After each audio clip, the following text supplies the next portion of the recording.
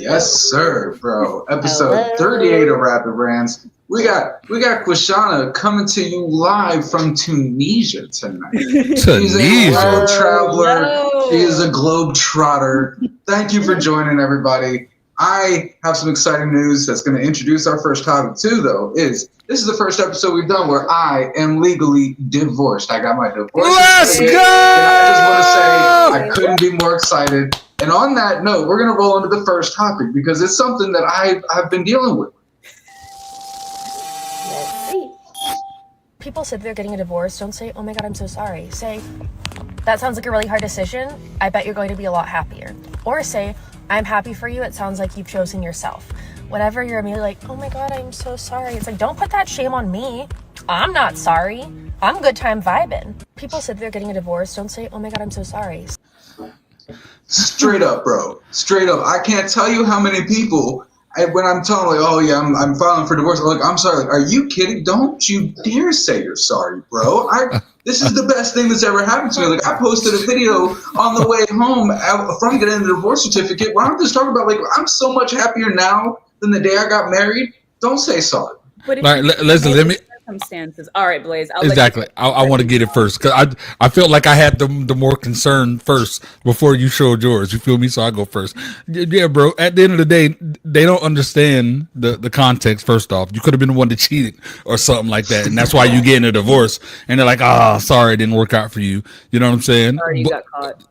Exactly. But it also is like when you got married, the goal wasn't to get divorced someday. So the apology and the sorry could be like, dang, it sucks that you thought at one time, I'm going to spend the rest of my life with this person and now you're not. You know what I'm saying? So have some grace on those people, bro. I mean, I will say that I have a couple clients that are getting a divorce. I say, I'm so sorry. If you want to share, I'm here of what happened. But I think that's kind of what you said, Blaze. Like, you got married with the intent to be together forever. Yes, people change, circumstances change as well. But as an outsider, we don't know what happened, which is why we are apologetic. Well, okay, and I'm going to say that in most cases, a divorce, like, it's gotten to a point where neither one of them had been happy in so many years. And no matter who, initiates the divorce, that it's still a relief to both parties. Like, if even if it's like an infidelity thing and the guy or the girl, whoever someone's cheating, then there was something wrong in the relationship. I know people in therapy right now who are suffering because they hated that they got a divorce and they wish every single day that they're still with that person. And that's the thing, like, what you dealt with, completely valid as to why you want to get divorced. I also feel like marriage isn't taken as seriously anymore, which is why the divorce rates are so high. I think it's important that you try to work things out. And I know this is completely off base, but work things out. You guys decided to be together forever. Try to work it out. Your circumstances, get the fuck out. Got to go. Straight up. It's like a friend of mine, he loves his wife 1,000,000%. I never thought I would see them two divorce, but he just couldn't get away from his addiction issue. And it played a toll on a relationship where she was like, all right, well, you choose this addiction again. It's a wrap. He didn't take it seriously. It's a wrap. She's standing by it. They hugged at the divorce meeting and all of that stuff. But it was like, we can be cool, but I have to do this for me. And he hates it. It's killing him. You know what I'm saying? So for him, it's, dang, bro, sorry to hear that, bro. I'm really sorry for that. So it's different. Can be one happy face, one sad face, right? I mean, you got married because of a reason. And then it might not work out, or the people developing in different directions. I mean, of course it's sad because you plan on spending that life with that person, right? But if it's just only traumatizing, toxic, well, then you can be glad to get rid of that shit. But I feel like the whole concept of like, well, we weren't happy for a long time. What steps have you two taken to try to become happy, to try to re-fall in love with each other? My biggest thing that people say is like, well, we grew apart. Why couldn't you guys grow together? Exactly. I mean, sometimes, things are out of your control. And also, like, it also has to do with when you got married, like how old you were. Now, let's say I know you're in your 20s and you're happily married. But I really I think it's a better decision to wait until your 30s to get married. Like, even if you've been with somebody for 5-10 years, like, if it's still happy when you get to your 30s, then you know it's right. And there's a lot of personal development and changes that happen in your 20s. So if you fall in love with somebody when you're 18 years old, by the time you're 28, you're gonna be a whole different person. I can't believe I But did then you can also say, "I'll just get married after 35."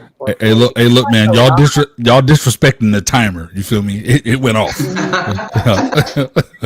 Second topic.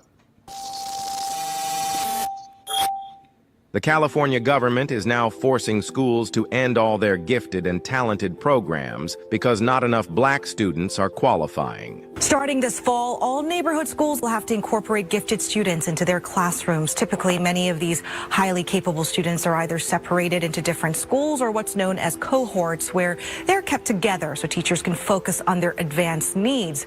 Public schools is getting rid of the cohort model in the name of equity. Historically, it boils down to highly capable cohorts having more white and Asian students and other races underrepresented. California has now decided to force public schools to end all their gifted and talented programs because not enough black students are being qualified to get in the programs. This decision from California has garnered controversy from commenters online. Commenters claim that this is unfair to all the hardworking students and that this should be against the law. But what do you think about the situation? Do you think that this shouldn't be allowed, or is this a good thing? Comment your opinion down below. I want to be clear because I don't think I understand. So there are a lot of black kids who aren't qualifying. So because they're not qualifying, they want to take it away. Correct. Because they feel like it's unfair to them. And did it disclose, and maybe I was listening too hard, did it disclose why they weren't qualifying? It was just like the testing or whatever. I don't know. Like, it's such a weird thing to me that this would be the cause of it and their response to it. I feel like there are other things that you could look into, like maybe they're not being provided the opportunity, or it's what areas are you studying? It's just what's the diversity like in each of the areas that you are making these decisions based upon. So I just want to clarify, because I don't know if I'm at like the gifted programs are the advanced classes. Is that what it is? It's a separate program. Like, it's not just like AP classes. It's like a gifted and talented program. Which also, I did see a thing that apparently that was started by the CIA way back when, but that's a whole other thing. I was just having this conversation with one of my clients. Like, that's why they targeted like kids. Never mind, different topic. But yeah. I don't agree with this by any means. I would say that a lot of times, like you said, it goes back to the diversity within the school, the district, all of that. But to completely get rid of it because they're saying that there's not a lot of qualifying black students, I think is a bit extreme. Yeah, because they are, making it depend on any type of race. So this is a little bit off. From my perspective. I don't think it should be based Facts, same. Yeah, I need. I feel like there's not enough context in that. I think I'm leaning more toward what you were saying, Leslie, where it's like, I think that is extreme, but I just need more context on what it is exactly. But I can't imagine. I'm trying to think of what it could be, and I don't know. It's hard. It's hard because I feel like I just don't have enough context. Because it could be, is it something that because I don't know where the majority of these black kids are living, they can't get access to something? That's what I'm. Yeah. Like, but now I can't even imagine what that could be. So I don't know. It's weird. Well, okay, so like this kind of touches on them getting rid of the Department of Education, and like I've gone to make that a topic, but honestly, I don't think any of us really grasp. The Department of Education does. I've been grasping this and talking about this before the election was even before they had the debate. So I knew that this was a possibility, and oh my God, I can't believe that we're here. But that's another. Okay, like from my perspective, and again, I'm coming from a place of ignorance as far as the Department of Education goes, but it's it's too big of an entity to make all of the right decisions for each individual school. So, I mean, I've heard there's a lot of benefits to losing the Department of Education because it goes back to the states and they can control the certain areas. But is there something I'm not understanding, like the negative impacts of it? There's a bunch of negative impacts of it because now it's kind of going to become the Wild West in a sense. I wish we had more. Like, no, 1 minute ain't enough. This is one of them ones that we'll make this a topic and we'll go in on it. All right, we'll do that tomorrow. Trust me, it's that. Okay. All right. Well, yeah, brother, this woo can go on right now. That's crazy. Next week's got my blood boiling. All right. So, oh man, I got my kitten's in here. I was like, I think you said kid. I was like, wait, what? I'm like, the boys did it. I'm like, y'all just announced it on Facebook. Now y'all bringing in babies. This is crazy. I was like, hold up. It's already crawling around and everything, man. All right, this is a really sad topic that Blaze brought to our attention. Parents voluntarily giving up their kids as they get older, close to being teens or in their teen years. It is a huge problem in Virginia, specifically in our part of the Commonwealth. It's called relief of custody. Hundreds have been filed in just the past 5 years. 10 News investigates what's going on and the group working to find solutions. Thought of basically giving up your kid is, wow, I can't think about that. Right. I mean, to think of a parent being faced with the decision of how do I keep my younger kids safe? How do I keep myself safe? How do I keep the child, the teenager that I love safe? And feeling like they're failing at that. What a feeling that must be, right? That they feel like they have no choice. But that's the choice parents are faced with. There's an increase of parents filing for relief of custody. When a parent decides they're unable to take care of their child, they ask the court to relieve them of custody. Typically, the child would then go into foster care.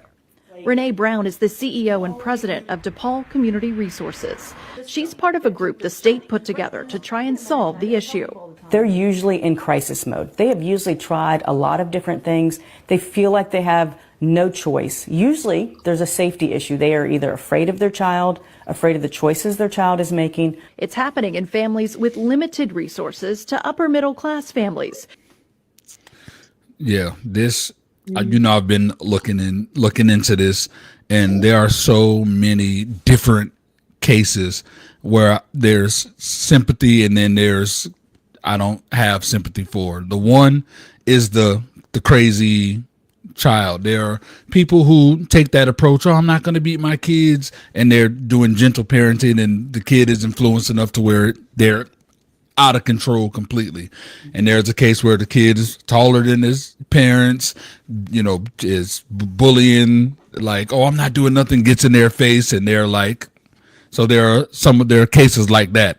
And I have sympathy for that. It's like, all right, there's nothing else we can do. We already, it's our fault that we didn't discipline him enough younger to know not to get at us this way. Now that he is and there's no control, there's nothing they can do because they're afraid. So, and if you you can look up a lot of these different cases and see the interactions. It's I understand. Me, I'm putting a foot in yet. I brought you in this world. I'm taking you out. I mean, I think that there's an argument to be made that an overuse of physical, discipline could cause the same thing, though. Like, that's what I mean? Like, yeah, exactly. There's no balance anymore. I would say there's a time and place for gentle parenting, and there's a time and place for them to get facts put up their ass, like simple like that. Now, I think it's really unfortunate that it's come to a point where parents, they can be feared. They feel like they're unsafe. Their other kids are unsafe. As much as I can sympathize, I still think it's important to continue trying to work with your kid. Yes. Because your parent not being involved in your life because of whatever you did, they willingly decided to get rid of you. I think this would cause a damn trauma. It will. I mean, well, yeah. And now you're taking a troubled kid, an already troubled kid, and sticking him in the foster system at 15 years old or whatever it is. What do you think he's going to be like to those foster parents? Mm-hmm. And then there are lots of cases where they get a kid that's damn near a psycho coming from a crazy home, and then foster care saved their life. So there's a lot of different situations and stories. It definitely happens. Yeah, it's not black and white. It definitely happens. But I agree with the doing your best to whatever you can to protect your child and not go that route of getting rid of them, even if that means having to spend extra money or to get certain therapies or things. And then a lot of the people are financial issues. Some of them they're drowning to the point to where they just can't catch a break, and all right, my kid is about to starve now, so I can't do it. Still a lot of I think it goes back to what we were talking about before, where there's still government assistance out there. Yes, you don't want to abuse it, but there's still assistance if you need help when it comes to your child. I also know that there's only a certain amount, but it's still something. Something. Yeah, but what type of message does it convey? This is bad. As soon as something gets bad, you just get rid of it. I mean, what type of values you try to this is off. That's like when Blaze, you first sent that video when I was first watching it, I thought that was what it was going to lead to. It was like people were in such bad financial situations that they can't feed their kid anymore, and they're having, and that was going to be a little more understandable. But if you've raised a shit kid and you're giving up, then bro, this shit kid is on you. Yeah. You got to figure it out. Now you're just pawning your problems off on other people for no reason. Yeah. Because you don't want to deal with it anymore. Yeah. All right. Great. This is a more lighthearted topic, but it's also a very good point. This dude. Wedding should be 1 year into a marriage. Wedding should be 1 full year, 1 Gregorian calendar year into it. You should get engaged, and then a year later or whatever, you get legally married. Everybody should go to the courthouse, get the document. Then 1 year from then, we should be going to your wedding. We should be celebrating the 1 year anniversary of you guys being married, not the beginning. There's no rules to this. We make the rules up. Joshua, that's not how it's always been. We make it up. We don't have to romanticize the very beginning. We can romanticize a car that's moving steadily. Also, maid of honor. Your wedding budget should include the work that they're putting in. They out here. I see them. Hard hat, lunch pail, Excel sheets. You're paying everybody else. You're paying the photographer. You're paying the person that's cooking the food. You're paying everybody but the person that you love. You're getting free labor out of the person. She's going to be up there crying next to you. She should be a part of your wedding budget. It's nuts. Weddings should be a full year in. I went to a wedding that I spent a ton of money on. They got divorced 2 months later. I bought you a blender. Where's my blender? You know who you are. Where's my fucking blender? Who gets the blender?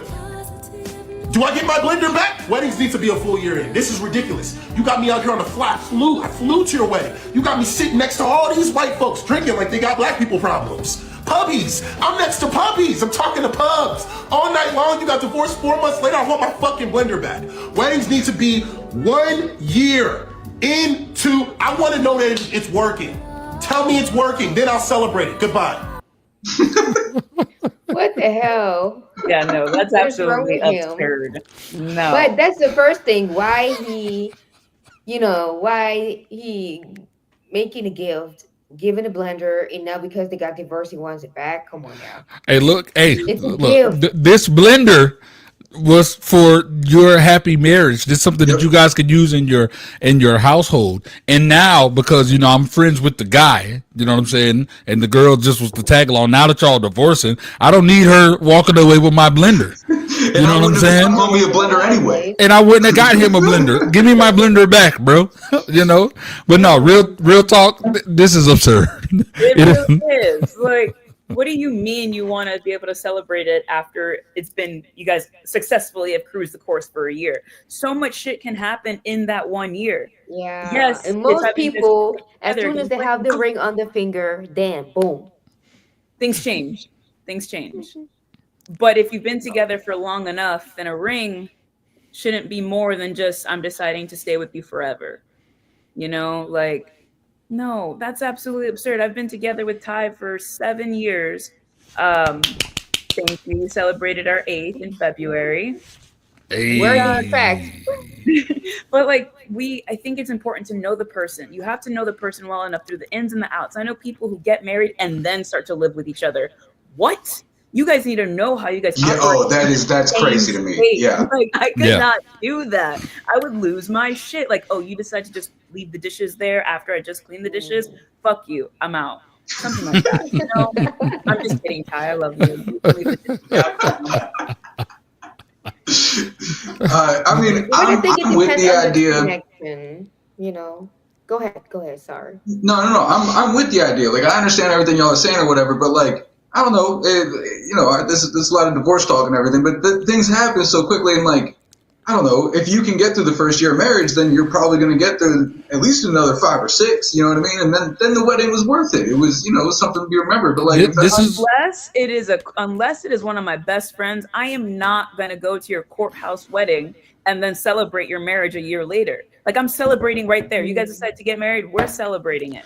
Facts. And also people need to stop getting married so soon. You feel me? People like to date for a month. Oh my God, I'm so in love. And then a few months later they're engaged and then they're married. Yeah, in the rare occasions it works. But there are so many occasions where it doesn't, because people are so impulsive and they don't think right. I always go back to me and me being spiritual, and God set this for a reason. He set the time frame for courting each other, because when you court each other, there's no sex and there's none of that while you're courting each other. You get to learn each other. You get to learn what makes the other person tick. You get to understand an argument, if you guys can make an argument, if this person's irrational. Once you go through all of that stuff, then you go through whoever your spiritual counselors, leaders are. You get that counseling. Yeah, you guys are great. You guys can handle it. Then you take the steps. There are rules to it. When you don't follow those rules, you got to charge it to the game, bro. You got to charge it to the game. I think those are some pretty old school rules right there, bro. I like those. Those rules work. But they weren't always happy. Our people, generations before, they weren't always happy, but they did stick it out because marriage meant But is that right? I mean, dude, I know so many people in my parents' generation that are still married that would absolutely be happier if they had gotten divorced. You're right, because they don't believe in therapy, which is what we have been implementing now. But it's a different type, different generation. Totally. All right. Next topic. Sovereign. My wife feel like it's a good idea to put her child father on child support when we don't need the money. You already see what that do to me. Why you want to put him through that? Because I need his money.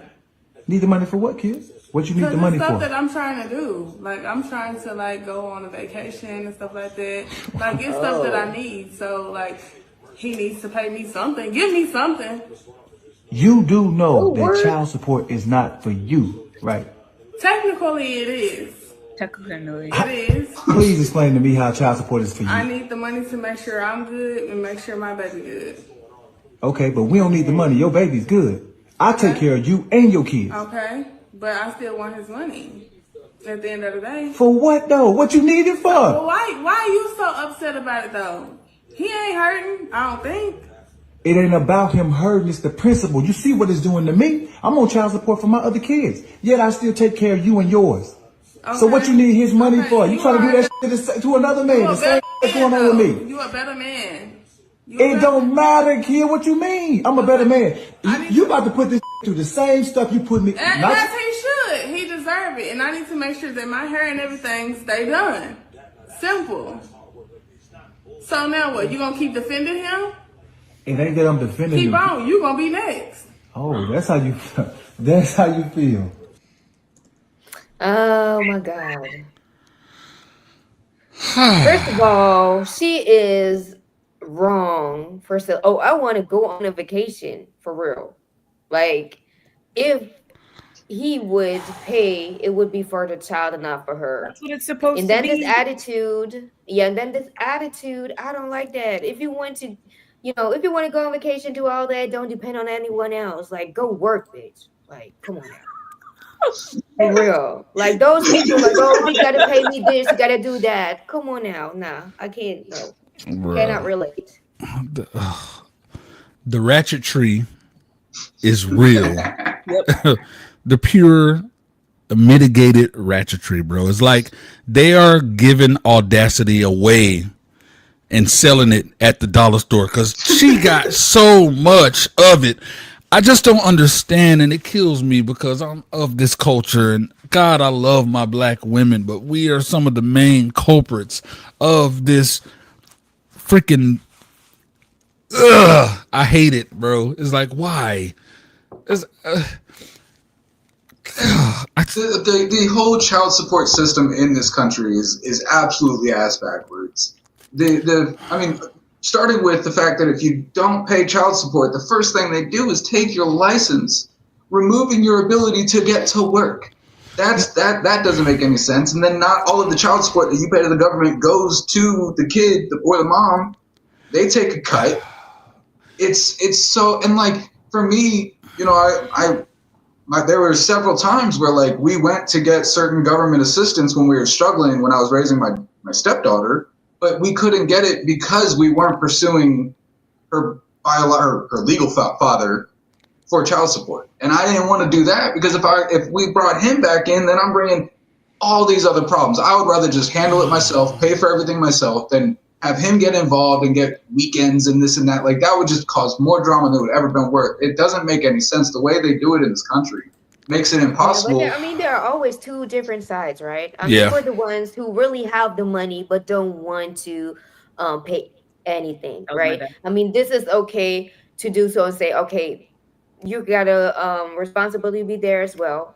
And I think therefore it's good. But on the other hand, it's like, it's not really, most of the time it's not balanced. Yeah, I know personally some deadbeats who are killing in real estate right now, always showing off their money, make little Instagram videos with songs showing off their money. And I also know their kids and the mother of their kids, which are also my friends, and struggling. And it's like, he doesn't understand that I can do the child support thing, but she feels kind of the way you feel about it. Like child support is so evil, but I feel like parents like her are the ones who deserve it. Oh, for sure. You know, they're the ones who deserve it. And it's like, it's insane. And if a parent is going through, I can't afford to do this for my kid and do that, and you clearly, I can clearly use that help.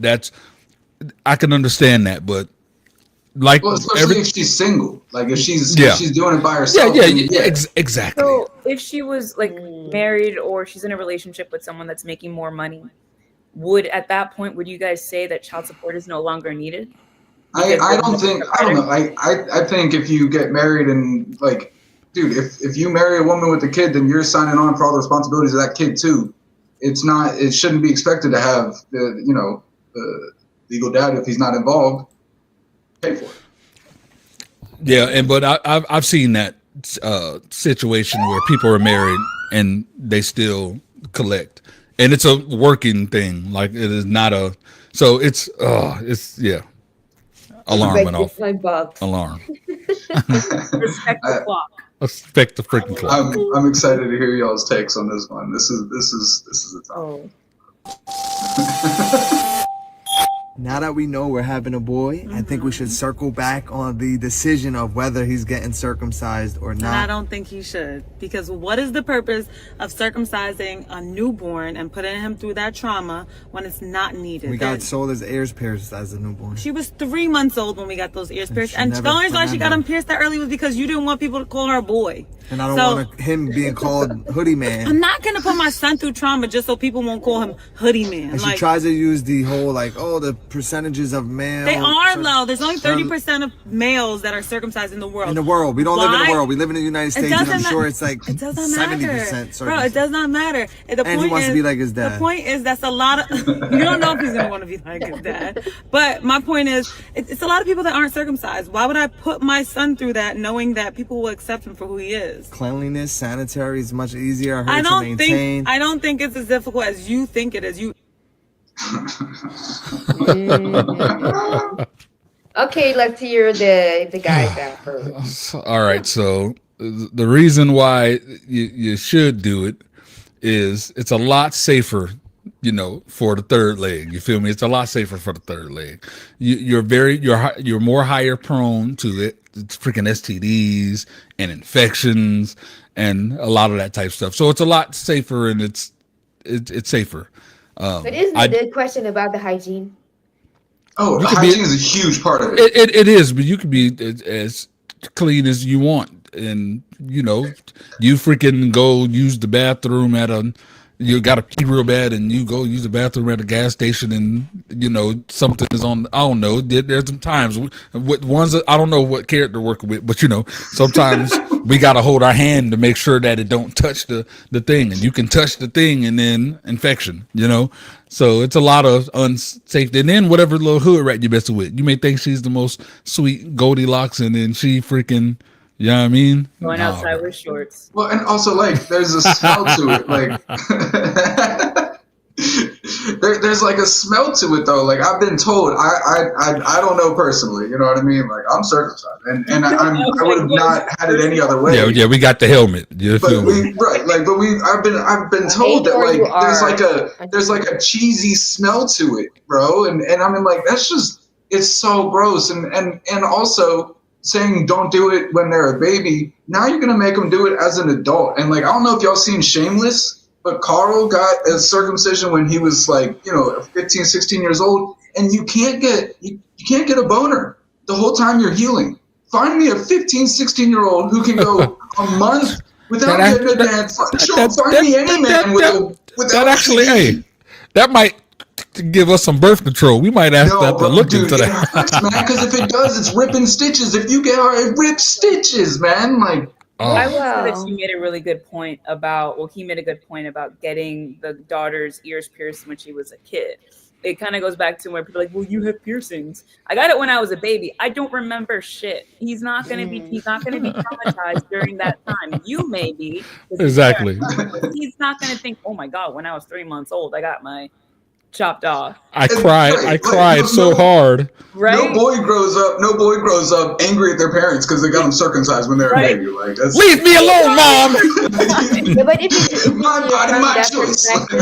But if you see it from that perspective, they should choose on their own. Well, then they have to wait till they are old enough to decide if they want to get their ear pierced, if they want to get circumcised, or whatsoever. Ear pierce, I can give you that. Circumcision, no, bro. Do that at birth, bro. Another thing I heard. Coming up with that, reason. I don't think there's not one person on planet Earth that is upset that they're circumcised. Not one. No. I find that person and prove me wrong. If you're out there and you're on, you love to mess with us on TikTok in the comments, prove me wrong. Is there any man out there that is like, damn, I'm circumcised? I wish they would have gave me the choice. I would like to know, Stop it. are there any studies about, how many percentage of men are circumcised or not worldwide? Because I think maybe in Germany it's not really that uncommon. I don't know if it's standard. I'm putting it out there. If you ever have a son, he's getting circumcised, plain and simple. I saw one guy talking about. I didn't know this was a thing. He had to get it done later in life because when he was having sex, it was folding back in a weird way that hurt. Oh. So these are problems that no man ever wants to have no threat of ever having to him. So yes. Yeah. Okay, but then it's to something, medical then too. I have the percentages. So in the United States, 60% of men are, and worldwide, if you want to total everybody from Africa, from the Middle East, wherever, it's 35% are circumcised, with the majority being 35 only. What about Germany? Germany, yeesh, under 10%. Circumcision is less common. That's why y'all got all them. Never mind. All right, let's continue. Gotta respect the clock. Huh? What? We're running Leslie's question.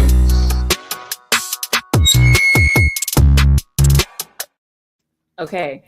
And I really hope we can post the actual photos if we can find them. But what is one picture of yourself that you look back now and you just cringe? Oh my God. Blazes 4X shirts. A kid's photo. I think it was in the States. We were having Easter, basket eggs hunting in the woods. And I had a little, I don't know, I think I had was it a hot dog or something in my hand? It was showing and it was looking so bad, with the blood face and everything. And my friend, she was always with curls, and I was thinking oh, this is a bad picture. Every time I see it, I'll be like, oh my goodness, this is bad. This is really bad.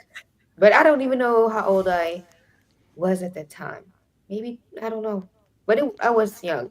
But this is still a picture that I still have in mind. Yeah, like you will always remember.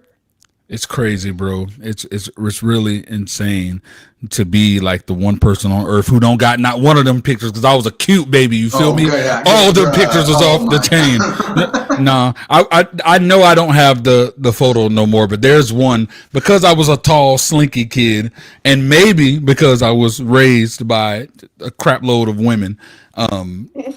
Like there was a freaking picture where I was standing, had kind of the hand like that in there. It's every time I see it, I'm like, why would y'all take that picture? I don't understand. Like, there's no way you look at that picture and like, oh yeah, that boy a part of that alphabet community. We know it was horrible. Thank God for my mom's first marriage. Thank God for him because he manned us up. You feel me? I felt like he was the lifesaver because I could have easily went the other way. So yeah, I'll search for it. For me, there's a kind of two answers for this. One, there's this one picture of it's me and my daughter standing on the front porch of our old house, and I was like in between haircuts. You know that awkward phase where it's just like it was one style, you're gonna have it another, but then you got that like 2 months where it just looks weird. I was smack dab in the awkward phase of the haircut, and I like for some reason I'm smiling cheesy. I'm like it looks awful. But my second answer to that would be like pretty much any photo or video I took before I got my teeth fixed. It's crazy because Blaze knows I was posting 3 times a day online every single day. And like face all in the camera too. Yeah, like straight up, like it's half the screen. All you see is the picture, and I never really focused on it before I got my teeth fixed. Like I was in straight denial, I guess. But now every time I see those interview segments or photos from them, I just see them like, damn, my teeth were bad. Like I refused to admit it to myself back then. Yeah, and I think. But before when I first got on like prednisone healing from the lupus, I got like huge. I went from like 200 pounds to like 260 and it was crazy. And I performed maybe like twice when I first was able to move. And oh my God, that big hamster gerbil that was on stage. I'm like, oh. All right. Let's go. So this was the era of MySpace and, there was a photo that I took of a selfie in the mirror, and I had like my head turned to the side, and because my hair was short, I would like grab it to pull it down to show a little bit more length. So I'm like, this is ridiculous. And I look at that, and I'm like, here's my hair. You said MySpace. Same thing. I have one. I don't know what I thought. I was one of them ones where I don't know. I thought I was just the cutest thing in the world. I remember the mindset of that picture, thinking the girl's gonna love this. And anytime I see it, I'm like, oh, I got that picture, so you can have that for the post, bro. All right, yeah. I need all those pictures. Y'all need to send me those pictures later. All right, let's run questions.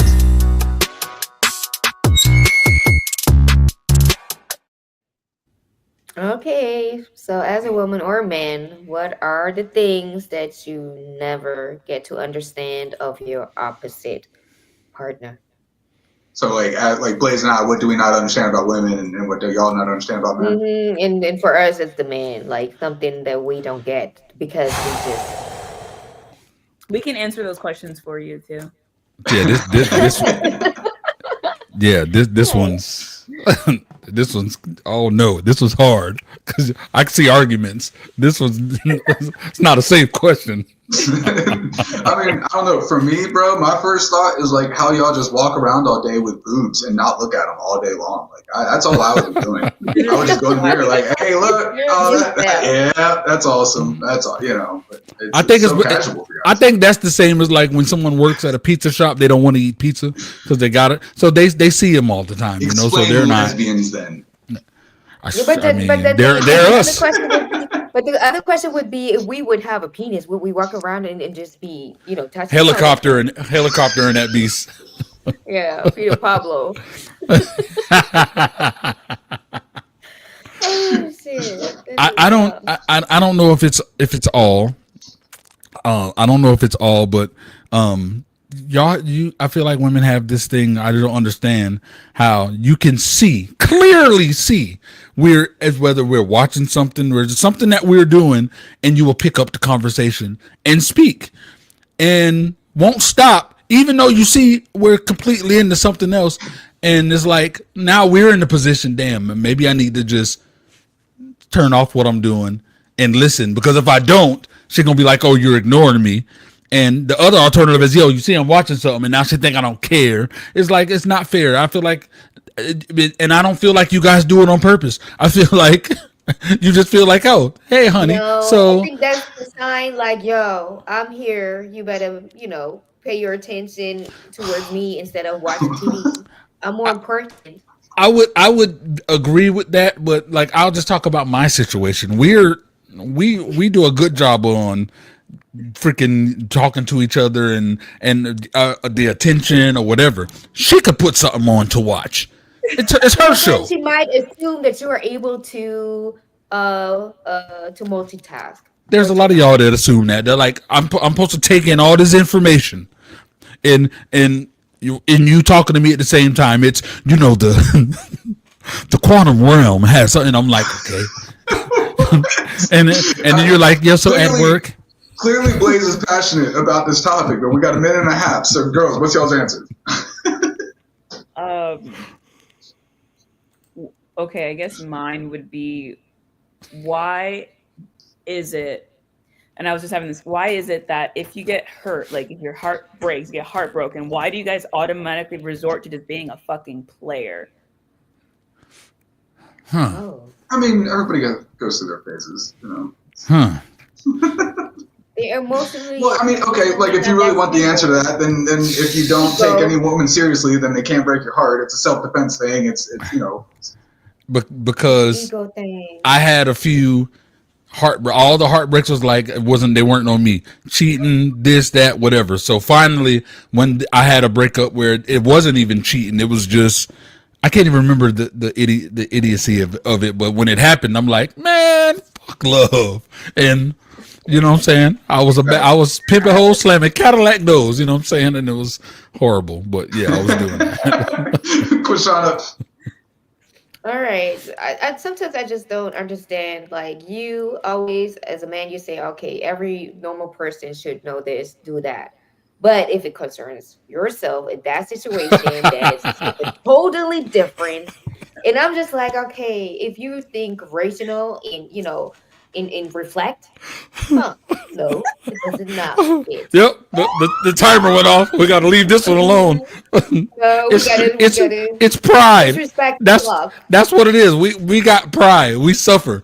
That's a demon that it's hard for us to fight.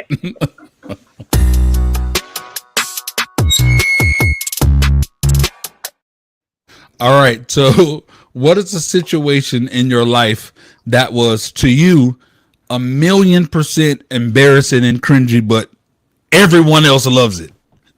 Everyone else thinks it's the best thing in the world, but for you, it is the most embarrassing, most cringe thing. I'll start with me. But I think it was, yeah. I'll start with me. So I've been doing music and recording music for 20 years. It is safe to say that that first year of recording music, I can't believe I rhymed with some of the things I said, and I didn't lose my virginity until I was 18. I'm proud of that. But I started music doing 16. So somewhere in there, when I'm saying things that are like sexual lines, I clearly hear, boy, you don't know what you're talking about. And it kills me, but a lot of people always hit me up. Yo, can you send me that freaky song? Can you send me that? And I'm like, why would you want to listen to that? I got 18 more years of fire, but it kills me. Everyone loves it though, not me.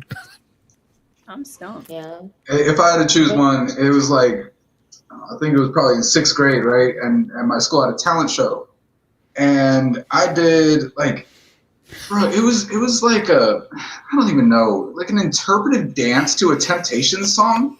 I don't know what I was thinking, why I did it. It was like one about like I can turn back the hands of time, blah blah blah. Like and like I did all the things that made sense for the things they said they could do, and like I can't get next to you, and there was this girl that was like did it with me, and like I just told her like if I start approaching you, just walk away from me. So I'm like running, and she's running away, and then I come back and I'm interpretive dancing. But for whatever reason, like. I don't know if everybody's being really nice to me, but I got a standing ovation from that. Like, everyone in the room were freaked out. Like, no one else got a response like that night. And I mean, like, thinking back that night, I was embarrassed by it. Now I'm still embarrassed. Apparently, people really loved it. So, they love the expression of your moves. Oh. Right? Yeah, okay. All right, got 1 minute. I think I had it once. We had a stage performance. We were like, I was booked. Literally, we started out with our performance and also involved the audience with the dance show. And for some reason, I totally lost track. I was like, forgot my words. I forgot my text. I forgot my song. And I was stuttering. That happens.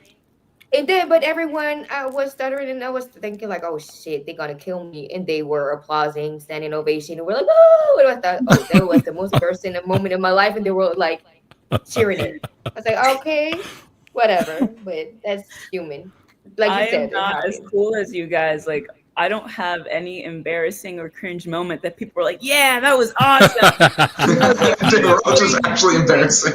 It was just embarrassing. Like, there was nothing that I've ever done that people loved. I don't have anything. It is. I don't have anything. I want to give you a hug. I've never impressed anyone in my whole life.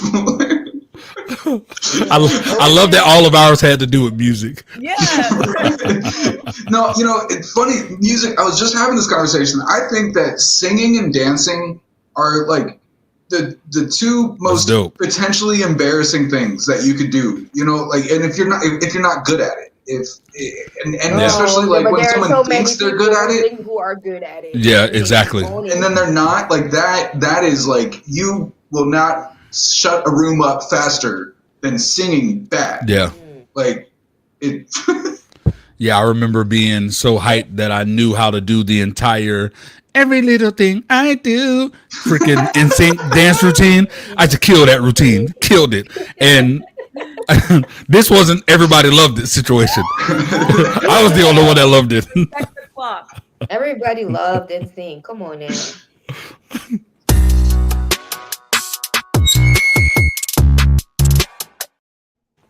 All right. I love it. What's the most ridiculous hill that you would die on? Even if nobody else sees it your way, what hill would you die on? I'll start if y'all need me to. You start. Mm-hmm. The Lord of the Rings movies are boring as hell. Every single one of them. I can't tell you. I don't think I've ever actually made it through an entire Lord of the Rings movie without falling asleep. I know, again, this is another thing the entire internet is going to attack me on, but I don't care. I don't like them. They're boring. They're too slow. Game of Thrones. I didn't care for it. Oh my God. The amount of blasphemy in this one take. Oh my God. I would like get high with my friend and we would get it we would get the DVDs from the library.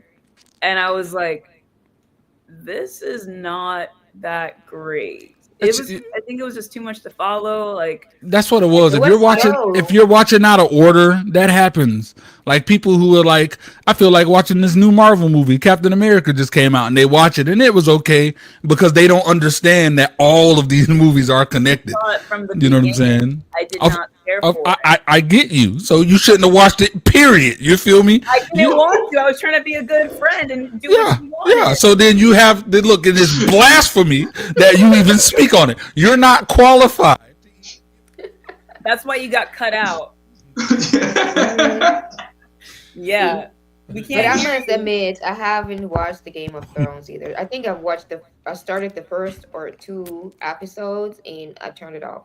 I mean, the end of Game of Thrones. It was because it was maybe too slow, or I thought, okay, Trust me. literally a Trust porn me. and not like It don't last that long. You know, it's they give you a lot of the gruesome in that little bit of nasty early on to introduce people, but once it gets going, I'll tell you this. Anybody, just a side note, if you watch Game of Thrones, if you plan on watching it, if you're the person who loves watching shows and being attached to a character and your favorite character, don't watch Game of Thrones. None of your characters are safe.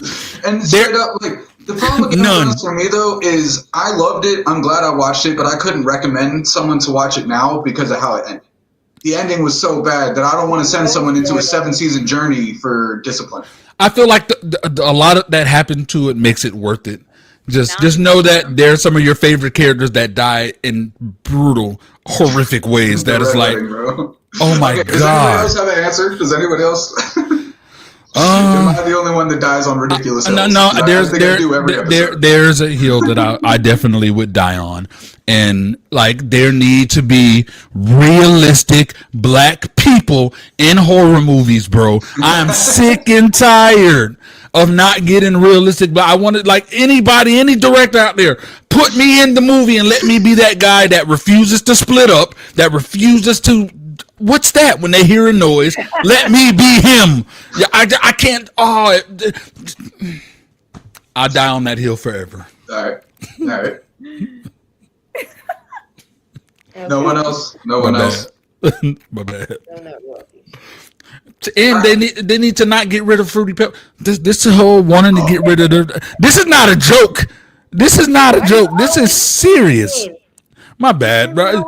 Because it is. You feel me? I just don't understand the blasphemy that's coming out of people's mouths to want to do. It's just.